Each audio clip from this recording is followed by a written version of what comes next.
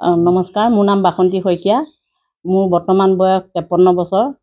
মই 1988 চনতে matric pass কৰিলোঁ। তাৰ 36 বছৰৰ পাছত আজি হাই ছেকেণ্ডাৰী ফলাফলত মানে মই দ্বিতীয় বিভাগত উত্তীৰ্ণ হৈছোঁ। মোক খুব ভাল লাগিছে।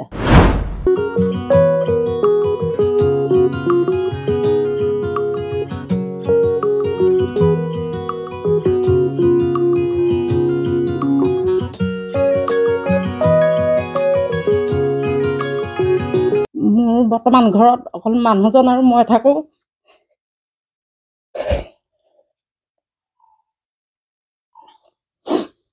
মোৰ ল'ৰা বোৱাৰী ঘৰত কোনো নাথাকে।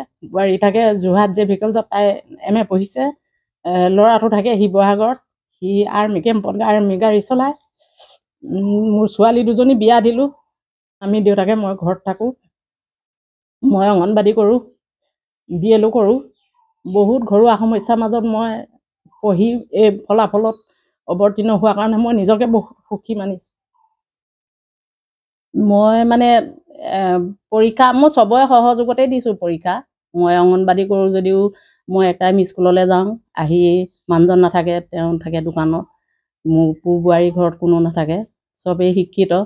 সিহঁতৰ চবৰে মানে অনুপ্ৰেৰণাত, মোৰ ভাইটিও অনুপ্ৰেৰণা আছে, বোৱাৰীহঁতৰো অনুপ্ৰেৰণা, চবৰে অনুপ্ৰেৰণা, মোৰ সহকৰ্মীসকলেও আছে অনুপ্ৰেৰণাত। মই মানে ঘৰুৱা দায়িত্বৰ মাজতে সুৰুঙা বুজি মই চৰকাৰী দায়িত্বও পালন কৰিছোঁ, ঘৰুৱা দায়িত্বও পালন কৰিছোঁ। তাৰ মাজতে মই চেক বুজি সুৰুঙা বুজি যিকণ পাৰোঁ অধ্যয়ন কৰিছোঁ। কৰি মেলি পৰীক্ষাটো দি চালোঁ। দি ফলাফলটো ইমান হ'ব বুলি আশা কৰা নাছিলোঁ, মাত্ৰ পাছ কৰিম বুলিয়ে ভাবিছিলোঁ, কাৰণ 36 বছৰ মূৰত পৰীক্ষা দিছোঁ। গতিকে পাছ কৰাটোকে আশা কৰিছিলোঁ, কিন্তু আশা কৰাতকৈ অলপ আগবাঢ়িলোঁ যে, সেইটোক লৈ মই সুখী।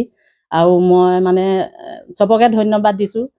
মই এইটো প্ৰথম পৰীক্ষা দিয়া আৰু নিদিওঁ বুলি ভাবিছিলোঁ। এই ভাইটিয়ে আহি খুব জোৰ কৰিলে আৰু মোৰ লগৰ ক'লে যে পৰীক্ষাটো দিয়ক, পাছ কৰিব। তাৰপৰা চবৰে সহায় সহযোগত গ'লোঁ, গৈ মানে দিলোঁগৈ আৰু পৰীক্ষাটো।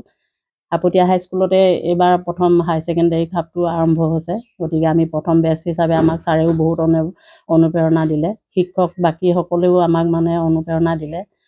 হাই ছেকেণ্ডাৰীতে পৰীক্ষা চেণ্টাৰ হ'ল, তাতে পৰীক্ষা দিলোঁ, তাতো ভাল পালোঁ। চবকে ভাল পাই পৰীক্ষা দি ফলাফল বৰ্তমান এইটো ওলালে যে, সেইটোক লৈ মই বিৰাট সুখী।